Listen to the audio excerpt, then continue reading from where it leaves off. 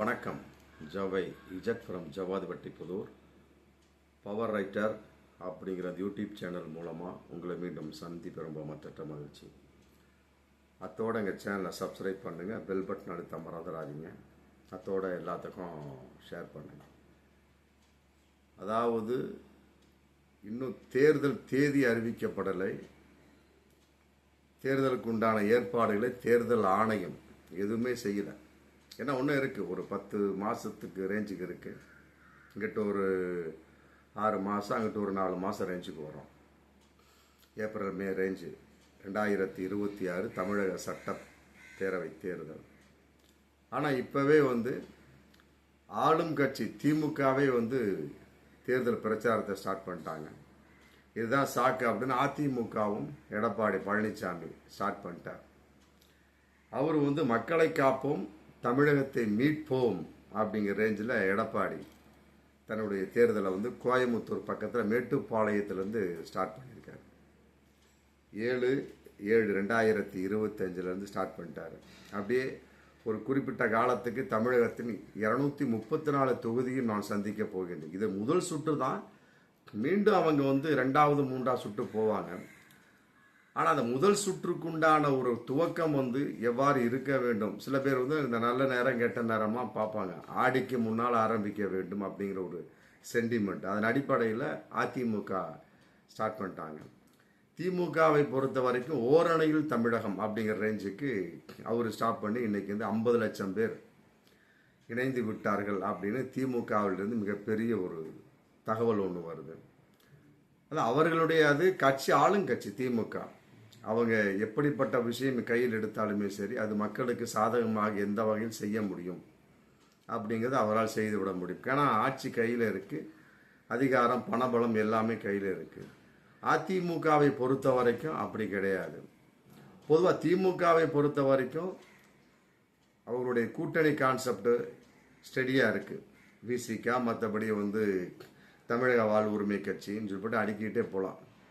முஸ்லீம் league மற்ற சோன்சோ காங்கிரஸ் எல்லா வகையிலையுமே ஒரு உறுதியான கூட்டணியாக தேர்தல் அளவுக்கு தேர்தல் எந்த நேரத்தில் வைக்கப்பட்டாலும் இறுதி செய்யப்பட்ட ஒரு கூட்டணியாக தான் இன்னைக்கு திமுக கூட்டணி போயிட்டு இருக்கு. அதில் எந்த ஒரு சலசலப்பும் கிடையாது.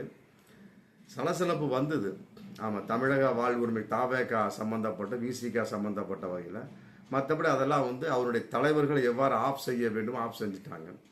ஏன் சமீபத்தில் காங்கிரஸ் வகையில் கூட சில வார்த்தை ஜாலங்கள் போச்சு. அப்புறம் அந்த உயிரோடு இருந்த சமயத்தில் EVKS ஐயா இளங்கோன்னு கூட சத்தம் போட்டு செல்வ பிறந்த வாய் மூட வச்சுட்டாரு.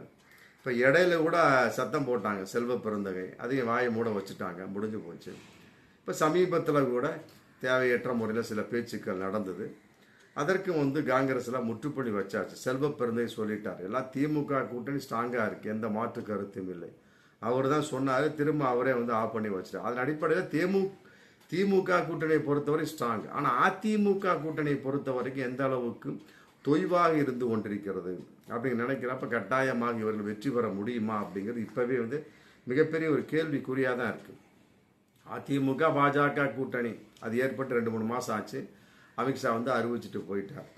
இருந்தாலும் அறிவிச்சதுலேருந்தே ஆமாம் கூட்டணி ஆட்சின்னு சொல்லிட்டு அவர் சொன்னார் எடப்பாடி. இல்லை அமித்ஷாலாம் அப்படி சொல்ல கிடையாது. ஏன்னா கூட்டணியாக செயல்படும் தான் சொன்னார். கூட்டணி ஆட்சி அமைப்போம்லாம் அவர் சொல்ல கிடையாது அப்படின்னு சொல்லிட்டு அதுக்கு ஒரு விளக்கம் சொன்னார். அப்புறம் அவரே மதுரைக்கு வந்த சமயத்தில் அப்படி ஒரு விஷயம் சொல்லப்படவில்லை அப்படிங்கிற மாதிரி சொல்லிட்டு திருப்பியும் பழையபடி கூட்டணி ஆட்சி அப்படிங்கிற ரேஞ்சுக்கு தான் இன்னைக்கு அதனுடைய தகவல் போயிட்டுருக்கு. அதே நேரத்தில் இன்னொரு தகவலையும் அமித்ஷா சொல்லியிருக்கிறார் அப்படின்னு சொல்லிட்டு எடப்பாடியே பப்ளிக்காக சொல்லிட்டார். அதாவது எடப்பாடியை நேரடியாக பேட்டி கொடுத்துட்டார். அதாவது அதிமுகவிலிருந்து ஒரு நபர் அறிவிக்கப்படுவார் தமிழக முதல்வர் வேட்பாளராக. அதாவது அவங்களுடைய DNA கூட்டணியில் அறிவிக்கப்படுவார்னு சொல்லிட்டு அமித்ஷாவே சொல்லிட்டாரு. அதனால் இதை சம்பந்தமாக யாரும் பேச வேண்டாம்னு சொல்லிட்டு எடப்பாடியே சொல்லிடுறார். அப்படிங்கிறப்ப அதிமுக இருக்கிறதா இல்லையா அப்படிங்கிற மிகப்பெரிய ஒரு கேள்வி கூட இன்னைக்கு வந்தாச்சு. பாஜகவோட கூட்டணி அதிமுக அவ்வளோதான். அந்த மட்டோடு இருக்கக்கூடிய சமயத்தில் எவ்வாறு ஒரு கட்சி இயங்க வேண்டும் அப்படிங்கிற அந்த விதிமுறைகள் எல்லாம் தளர்ந்து போய் இன்னைக்கு எடப்பாடி வந்து அப்படியே அதிமுகவை அடகு வைத்து விட்டாரா இல்லை பாஜகவோடு இணைத்து விட்டாரா அப்படிங்கிறது தெரியல. அப்படி ஒரு சூழல் இன்னைக்கு போயிட்டு இருந்தாலுமே கூட அப்படி ஒரு வார்த்தை வரக்கூடாதுங்கிற விஷயம் தான் இன்னைக்கு அதிமுக தொண்டர்களிடையே இன்று இருந்துட்டு இருக்கு. மிகப்பெரிய ஒரு சலசலப்பாக இருந்துட்டு அப்படி ஒரு வார்த்தை வரக்கூடாது. ஏன்னா வந்து அதிமுக என்பது ஆலமரமாக வளர்ந்த கட்சி ஜெயலலிதா, மற்றபடி எம்ஜிஆரால். இன்று எடப்பாடி கையில் மாட்டிக்கிட்டு சின்ன பின்னமாகி கொண்டிருக்கு அப்படிங்கிறதுக்கு பலவிதமான உதாரணங்கள் இருந்தாலும் இது கூட அற்புதமான ஒரு உதாரணம். அதாவது அதிமுகவிலிருந்து ஒருவர் அறிவிக்கப்படுவார்னு அமித்ஷா சொல்லிட்டாராம். அப்போ இவர் எதுக்கு இருக்கிறாரு? பொதுச் செயலாளராக எடப்பாடி இருக்கிறார் அப்படிங்கிறத மிகப்பெரிய ஒரு கேள்விக்கு. முதல்ல வந்து கூட்டணி ஆட்சி அமையும் என முதலமைச்சராக எடப்பாடி இல்லை அப்படிங்கிற மாதிரி தகவல் போச்சு. அப்புறம் இதுக்கு வந்து அதிமுக சம்பந்தப்பட்டவை ஏகப்பட்ட 2ஆம் கட்ட தலைவர்கள் செல்லூர் ராஜு, அப்புறம் KP முனுசாமி, மற்றபடி செங்கோட்டை ஏகப்பட்ட பேர் சொன்னாங்க. இன்னைக்கு அப்படி உள்டாவே எடப்பாடியே அறிவிச்சிட்டார். அதிமுகவிலிருந்து ஒருவர் அறிவிக்கப்படுவார் அப்படின்னு அமித்ஷா சொல்லிட்டார். அதனால் அதன் அடிப்படையில் அது சம்பந்தமாக இனிமேல் யாரும் பேச வேண்டாம். அப்போ வந்து முடிஞ்சு போச்சு. அதிமுகவை வந்து பாஜகவோடு இணைத்து விட்டாரா எடப்பாடி, இல்லை மத்திய அரசில் அடகு வைத்து விட்டாரா அப்படிங்கிற மிகப்பெரிய ஒரு கேள்வி இன்னைக்கு வந்தாச்சு. தன்னுடைய தன்பலம், தன்மானம், தன்னுடைய சுயபலம் இல்லாமல் இன்னைக்கு அதிமுக இயங்கி கொண்டிருக்கிறது. அதன் அடிப்படையில் இன்னொரு விஷயமும் போயிட்டு இருக்கு. அதாவது வந்து இது என்ன அடிப்படை அப்படின்னா, வேலுமணியை அதிமுகவுடைய பொதுச் செயலாளராக அறிவிக்கப்படலாம் அப்படிங்கிற கேள்வி இன்னைக்கு போயிட்டு இருக்கு.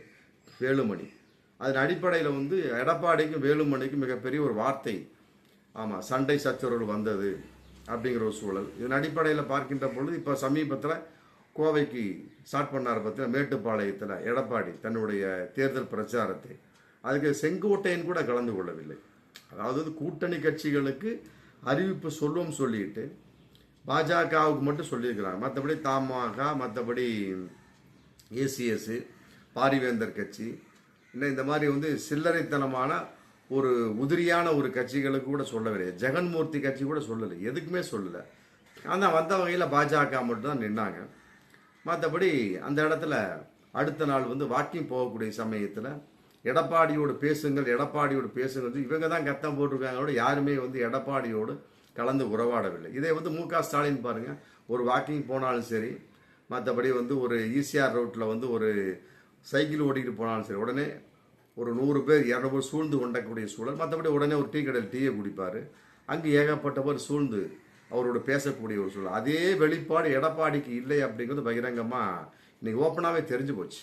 அப்படி இருக்கக்கூடிய சமயத்தில் இவர்கள் வந்து எவ்வாறு வந்து கட்சியை கரெக்டாக 2026 சட்டமன்ற தேர்தல் வரைக்குமே நான் தான் பொதுச் செயலாளர் அப்படிங்கிறவங்க கொண்டு செல்வார்களா அப்படிங்கிறது மிகப்பெரிய ஒரு கேள்விக்குரிய வந்தாச்சு.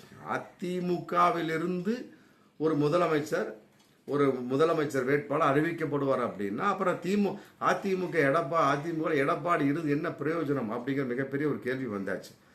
ஆமாம், அப்படிங்கிறப்ப அந்த கேள்வி யாருமே கேட்கக்கூடிய ஒரு சூழல் வந்துருச்சுல்ல. அப்படிங்கிற அதிமுக இருக்கிறதா அப்படிங்கிற மிகப்பெரிய ஒரு கேள்வி. அதையெல்லாம் எடப்பாடி என்ன செய்து கொண்டிருக்கிறார்? அமித்ஷாவோடு ஐக்கியமாகி விட்டாரா? அவர் மட்டும் ஐக்கியமாக்கியதோடு அதிமுக ஐக்கியமாக்கி பாஜகவோடு இணைத்து விட்டாரா அப்படிங்கிறது மிகப்பெரிய ஒரு கேள்விக்குறியாக இருந்து கொண்டிருக்கு. இதன் வெளிப்பாடு வந்து கட்டாயமாக மிகப்பெரிய ஒரு தோல்வி முகமாகத்தான் 2026 அதிமுகவுக்கு இருக்கும் என்பது இன்றைய நிலைப்பாட்டிலே தெரிகிறது. ஏன்னு கேட்டால் கோயம்புத்தூர் ஆரம்பிக்கிற மேட்டுப்பாளையத்தில் அந்த தேர்தல் பிரச்சாரத்தை ஆரம்பிக்கிற மிகப்பெரிய ஒரு சலசலப்பை ஏற்பட்டிருக்கிறது. எந்த ஒரு மக்களுடைய ஒரு ஆதரவும் அந்த ஆரம்பத்தில் இல்லை. எடப்பாடியை வந்து பேசு இவங்க தான் கூப்பிட்டுருக்குறாங்க. அப்புறம் 2 பேர் 3 பேர் பேசியிருக்காங்க. அப்புறம் இவரே வந்து ஒரு குறிப்பிட்ட விவசாயிட்ட மக்காச்சோளம் விற்கிற விவசாயிட்ட பேசிட்டு அப்புறம் டீ குடிச்சு வண்டி ஏறின மாதிரி தான் இன்றைக்கி தகவல் போயிட்டுருக்கு. அதன் அடிப்படையில் வந்து ஆரம்பமே சரியில்லை. முதல் கோணல் முற்றிலும் கோணல் அப்படிங்கிற ரேஞ்சுக்கு தான் இன்றைக்கு அதிமுக எடப்பாடி செயல்பட்டு கொண்டிருக்கிறார். அதன் அடிப்படையில் தோல்வியின் முகம் என்பது இன்றே தெரிகிறது. அதில் குறிப்பாக வந்து மக்களுடைய அதிருப்தி கட்டாயமாக அதிமுக பல வகையிலும் வெளிப்பட்டதோடு இவ்வகையிலும் வெளிப்பட்டு விட்டது அப்படிங்கிறது மிகப்பெரிய ஒரு பகிரங்கம உண்மையாக இன்றைய அளவு போய்கொண்டிருக்கிறது. பார்ப்போம் மீண்டும் அடுத்த வீடியோ. நன்றி.